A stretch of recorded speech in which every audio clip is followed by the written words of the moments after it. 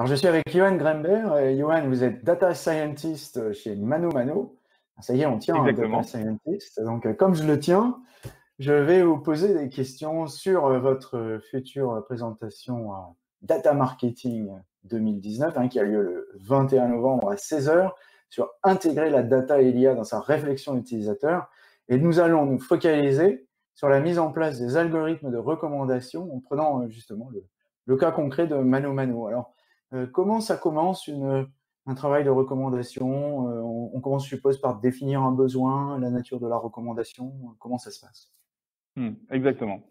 Alors pour en fait créer des moteurs de recommandation qui soient utiles aux clients, l'idée c'est de répondre à leurs besoins, exactement. Et pour identifier ces besoins, on va faire ce qu'on appelle de la user research. Je vous en parlerai un peu plus en détail après. Mais ce qui ressort de la user research, c'est que les besoins principaux de nos clients sont 1. Connaître la liste des produits qui sont nécessaires pour donner vie à leur projet. 2. Trouver le bon produit une fois qu'ils l'ont en tête. Et 3. Trouver des produits qui sont complémentaires. Et en fait, de ces 3 besoins, on peut découler 3 types de recommandations qui sont en regard de ces besoins. Donc, par exemple, en début de parcours, l'utilisateur cherche plutôt sa liste de produits. Donc, on va aller sur de l'inspirationnel, du conseil, et pourquoi pas lui recommander des catégories plutôt que des produits. Au milieu du parcours, on va l'aider à trouver le bon produit qu'il a en tête. Donc, pour ça, le moteur de recherche a son mot à dire. Si quelqu'un tape perceuse 18 volts, on veut qu'il trouve les produits dont il a besoin et qu'il a en tête. Mais il peut aussi y avoir des moteurs de similarité que vous allez trouver sur les pages produits. Et en fonction de l'univers, la similarité peut être un peu différente. C'est-à-dire que par exemple, sur des perceuses, on va essayer de proposer des perceuses qui sont dans des niveaux de prix qui sont similaires, avec des mêmes caractéristiques techniques. Et sur des univers plutôt décoration, on va vous proposer une notion de similarité qui est plus stylistique. Donc, des produits qui sont du même style. Et en fin de parcours, vous avez plutôt besoin de trouver des produits qui sont complémentaires. Vous avez une perceuse dans votre panier, vous voulez trouver quelles sont les mèches qui vont avec, quelles sont les batteries. Et c'est pour ça qu'on fait des recommandations qui sont plutôt basées sur le contenu du panier pour vous aider à trouver ces produits complémentaires. Je propose de décrire les différentes étapes du coup par lesquelles passe un projet de recommandation. Donc la première étape, comme on l'a dit, c'est l'identification du besoin concret. On cherche en fait le pourquoi. Et ça, c'est plutôt l'équipe User Research qui va travailler là-dessus. Ensuite, l'idée, c'est de définir une solution fonctionnelle qui va permettre de répondre à ce besoin. Ça, c'est plutôt l'équipe produit et les équipes UX qui vont le faire. Trouver une interface qui va permettre pour un client de trouver, par exemple, le bon produit depuis une certaine page. Et une fois qu'on a défini la solution fonctionnelle qu'on voulait mettre en place, il faut trouver une stratégie technique. Pour ça, les équipes IT et les équipes data vont se rassembler et réfléchir un peu à quelles sont les solutions data et quelles sont les solutions techniques pour mettre en place la solution fonctionnelle. Donc là, on est sur le comment et c'est les équipes techniques qui vont s'en occuper. Une fois qu'on a validé la faisabilité du projet, les équipes data vont faire ce qu'on appelle un proof of concept, c'est-à-dire qu'ils vont créer un draft de l'algorithme qui va permettre de vérifier avec certaines métriques et aussi à l'œil que les recommandations semblent cohérentes.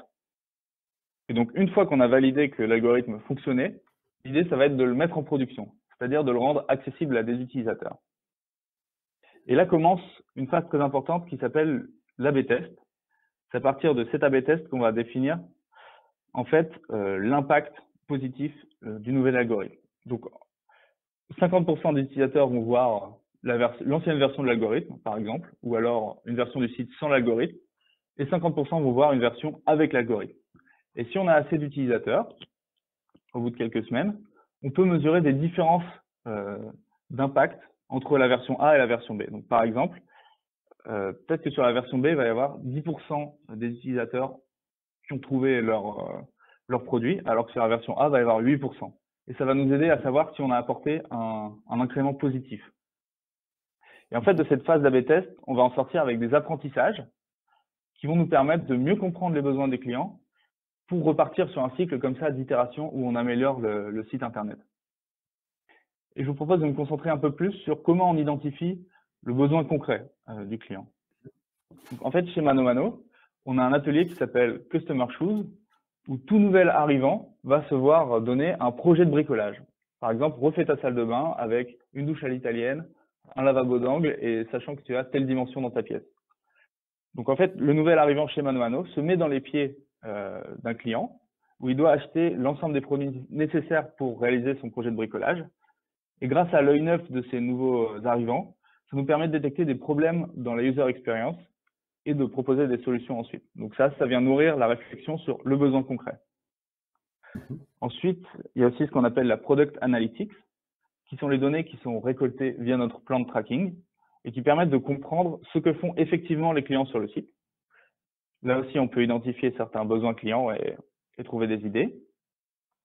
Et enfin, il y a aussi des enquêtes utilisateurs qui peuvent être faites pour identifier là où les clients ont du mal et trouver des solutions pour eux. Troisième question sur ce sujet, on a vu le côté utilisateur, maintenant il y a le côté mano-mano, il y a des résultats, je suppose, qui en sont retirés. Alors, comment cette recommandation et ces algorithmes permettent-ils et dans quelle mesure, de maximiser les ventes? Alors, comme je vous l'ai dit, à chaque fois qu'on crée un nouveau moteur de recommandation ou qu'on améliore un moteur de recommandation existant, en fait, on va réaliser ce qu'on appelle un A/B test qui permet de mesurer l'impact d'une variation. Et donc, si on a un nouveau moteur qui permet d'augmenter, par exemple, le taux de personnes qui trouvent leurs produits sur le site, ça va être un impact positif pour les utilisateurs. Et donc, en fait, on va laisser en production uniquement les variations qui ont apporté quelque chose aux utilisateurs. Et en revanche, il y a un petit souci avec les A/B tests, c'est qu'ils ne sont valables qu'à un moment précis du temps. C'est-à-dire qu'on va faire un A/B test sur une période, par exemple, de 3 semaines, et on pourra conclure que le taux de personnes qui trouvent leur produit est plus élevé sur la version B, mais ça, c'est à un seul moment du temps. Et donc, pour avoir des informations plus long terme, il faut suivre des indicateurs dans le temps. Chez mano-mano, ce qu'on a choisi de suivre sur la recommandation, c'est le pourcentage du volume d'affaires qui passe par les moteurs de recommandation. On estime que si cette KPI augmente, ça signifie que la qualité de la navigation sur mano-mano s'améliore et qu'on a aidé les utilisateurs à trouver leurs produits. Et ce qui se passe, c'est qu'en 1 an et demi, la part du business volume qui passe par la recommandation a augmenté de 75% chez nous. Donc, c'est quand même assez impressionnant en si peu de temps. Alors, je ne peux pas vous donner les chiffres exacts de chiffre d'affaires qui passent par leur recommandation, mais c'est une part qui est assez importante et c'est pour ça qu'on met l'accent sur la navigation sur le site. C'est l'une des choses qu'on estime clé. Il faut qu'un client puisse trouver son produit, trouver les produits complémentaires. C'est essentiel pour qu'en fait la navigation soit agréable. Moi, comme je suis data scientist, je vous ai parlé des feedbacks quanti, mais les feedbacks quali sont tout aussi importants et c'est l'équipe user research qui va les chercher. Par exemple, demander à des clients de la confirmation en leur demandant de naviguer sur le site, vérifier que certains moteurs fonctionnent bien, qu'ils trouvent bien leurs produits. Et ça peut aussi servir à trouver des idées de choses qu'on va mettre en place. Alors, petite dernière question, quelles sont, selon vous, les perspectives d'avenir dans le futur de la recommandation pour le e-commerce? Alors, je vois 2 perspectives d'avenir qui me semblent principales. La première, elle est peut-être un peu plus axée moteur de recherche. C'est qu'aujourd'hui, c'est compliqué d'arriver sur un site de e-commerce avec un projet en tête. Si j'arrive sur un site d'e-commerce et que je me dis « je veux refaire ma salle de bain », ça reste compliqué de trouver la liste exacte des produits dont on a besoin. Et la preuve, c'est que l'usage n'existe même pas encore. Personne ne tape « je veux refaire ma salle de bain » dans une barre de recherche sur un site de e-commerce. Personne ne tape « mes toilettes sont bouchées ». Et ça pourrait être quelque chose qui arrive dans le futur. Et je pense que la recommandation, elle a son rôle à jouer pour trouver des solutions qui sont clés en main pour répondre à un projet. Et pour moi, la réponse à cette question sera à la croisée entre le savoir-faire humain et le machine learning. Je pense vraiment qu'il y a des choses à faire dans ce sens. Pour moi, une deuxième chose qui va arriver, qu'on ne voit pas encore beaucoup, mais qui commence à arriver, c'est l'explication des recommandations. C'est-à-dire que aujourd'hui, ce qui se passe dans l'e-commerce, c'est un peu le parallèle à si vous allez dans une grande surface de bricolage et qu'on vous dit « je vous conseille de prendre cette perceuse et je vous conseille de prendre cette batterie ». Vous avez confiance dans le vendeur, donc vous allez croire en ce qu'il dit, mais qu'est-ce qui vous donne confiance?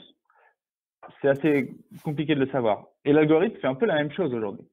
Et je pense qu'il faut qu'on aille vers un monde où l'algorithme vous dit « je vous propose d'acheter cette perceuse parce que c'est la meilleure du marché et elle convient à votre usage.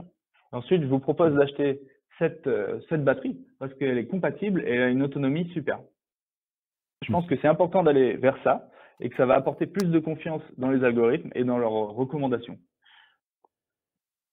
Voilà, il y a Groupon qui a commencé à expliquer l'origine de ces recommandations. Ils sont passés de messages tels que inspiré de votre navigation à des choses un peu plus spécifiques, telles que inspiré de votre historique de recherche ou autour de chez vous, des restaurants chinois, enfin, ce genre d'explications. Et ils ont augmenté leur taux de clic de 50%.